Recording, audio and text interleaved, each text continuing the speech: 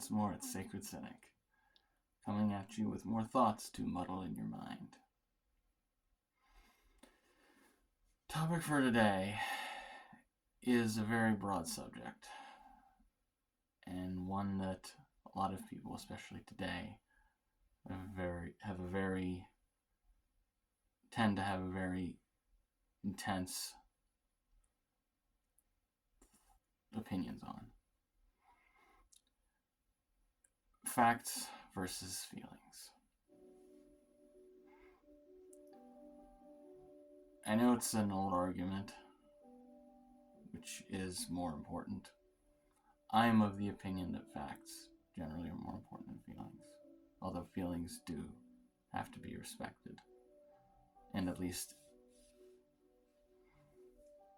understood and considered, even if the final decision is not and should not be based on feelings. A lot of, especially younger people, I think today, have gotten this misconception that if one hurts you emotionally, that it's somehow the same as one wronging you physically.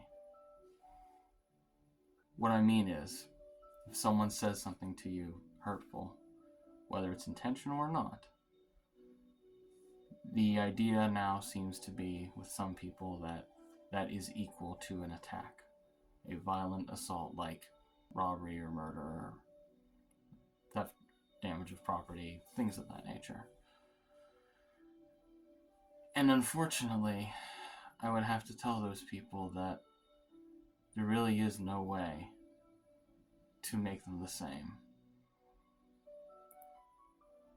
For one thing, as far as a legal and judicial perspective goes, how do you make laws on that? How does one make a law that only uses feelings as a concept as the basis for evidence? What that means is someone can claim, whether right or wrong, regardless of who is in the right or in the wrong, that if you have hurt them emotionally, it's the same as you punching or stabbing them. And if the law were to start saying, okay, we recognize this as the same kind of attack, that means people could be put into jail simply for unintentionally offending others. That's a very, in my opinion, that's a very, very dangerous precedent to set. Another thing to consider: how do you convict someone of an emotional crime? What evidence could you use? In the case of something like hurt feelings, you would only have the evidence of essentially the accuser. Consider in an ordinary, normal, well, not the crimes that are normal, in a typical crime, such as, for example, assault, one could look at possibly security cameras or do x-rays of a person, fingerprints, hair samples, things like that. Scientific forensic evidence that can prove or disprove someone's guilt. That's what we have now. It's not a perfect system, but no system really is perfect. But in the case of hurt feelings, you only have the evidence of the accuser. We can only go on the word of the accuser to use as evidence to convict or not convict the accused. How does that work? What would that be?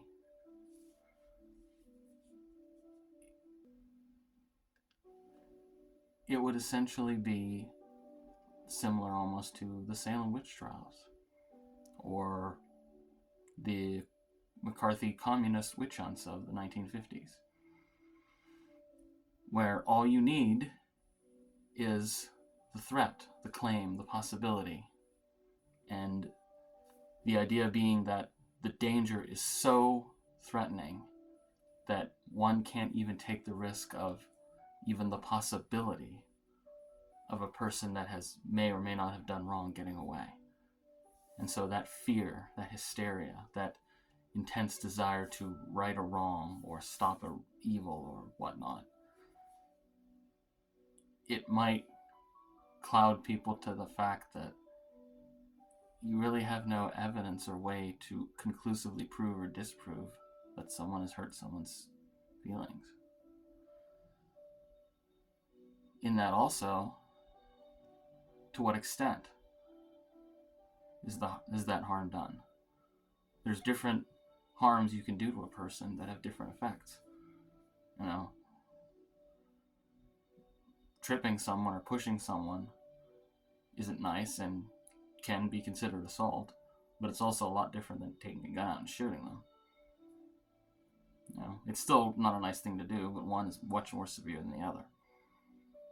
And again, the way to prove that is with scientific forensic evidence. Yes, there are things like psychiatry, which can give a clue, and I think is a useful institution, and honestly, I think everybody could probably benefit from a little bit of therapy, especially nowadays. But that's not a guarantee. That's not therapy. Psychiatry is not an exact type science like forensic science or evidence is. Now, as far as I know, there's no way to prove how emotionally hurt someone was. It's all guesswork. And guesswork is fine if it comes to things like trial and error or the human condition, things like that.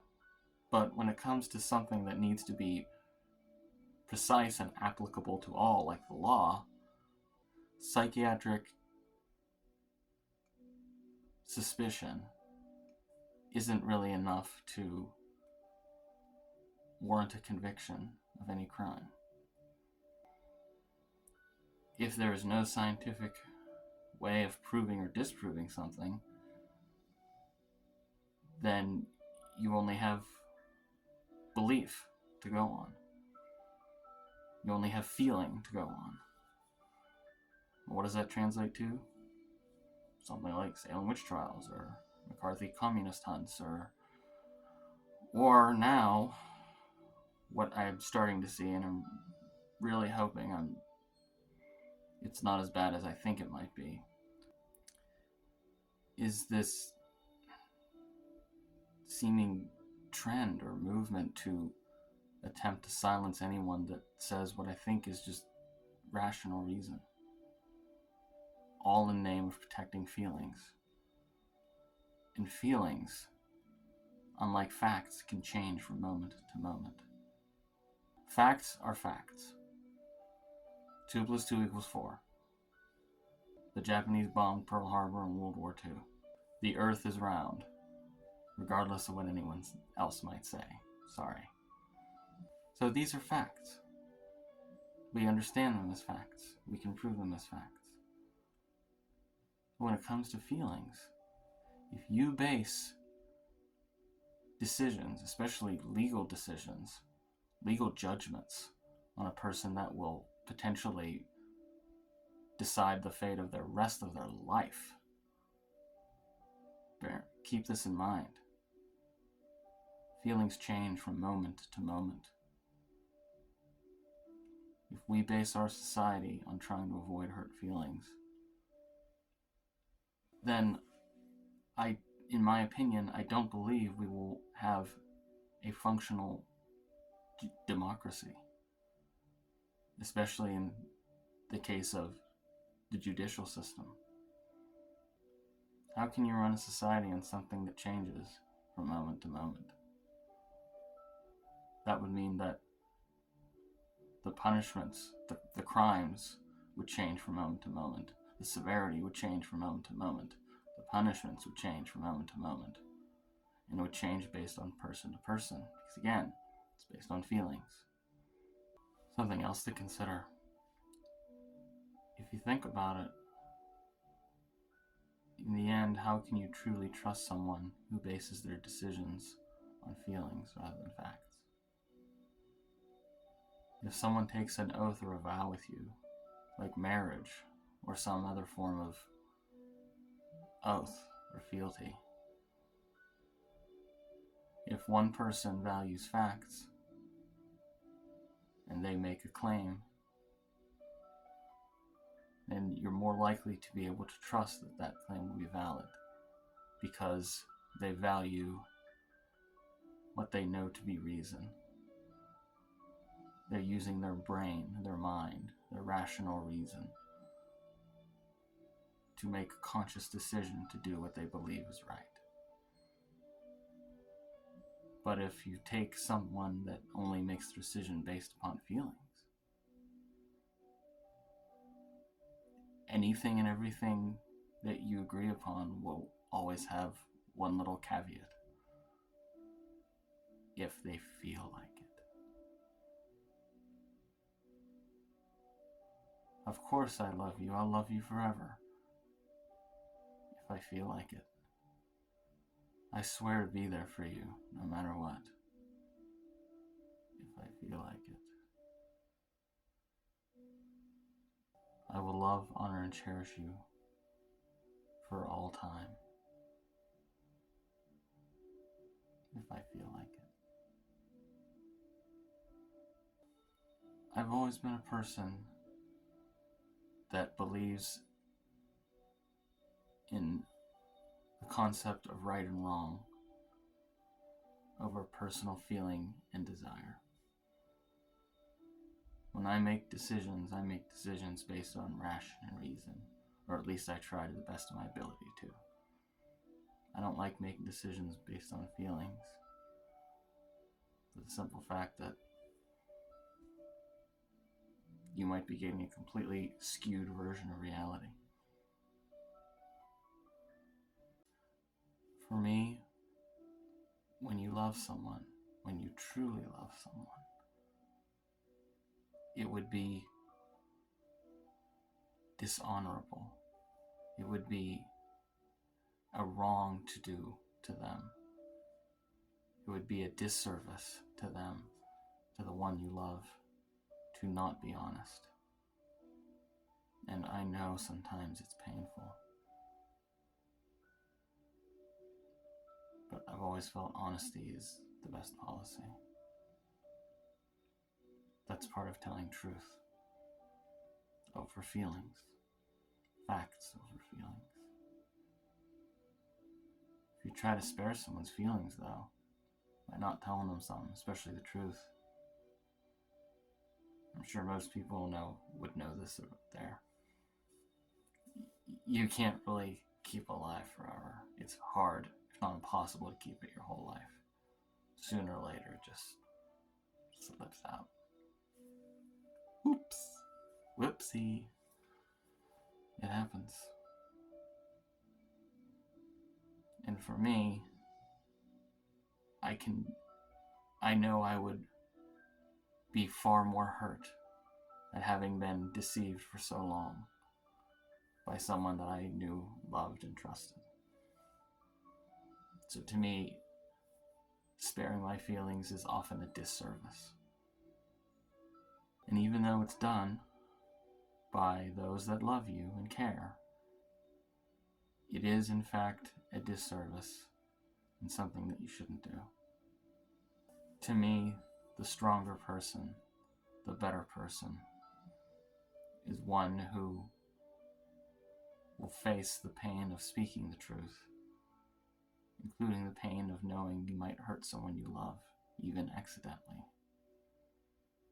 To me, that person is more honorable, more courageous, because truth can be so hard to say sometimes.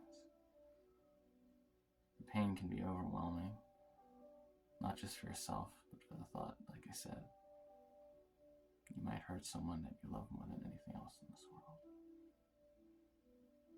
But it's a risk you gotta take.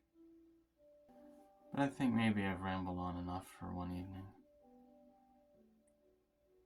I hope you found this interesting and maybe mildly fascinating. And of course, I would always welcome a like or a subscription or even just a hello, how you doing? being said, I love you all. I hope you have a wonderful night.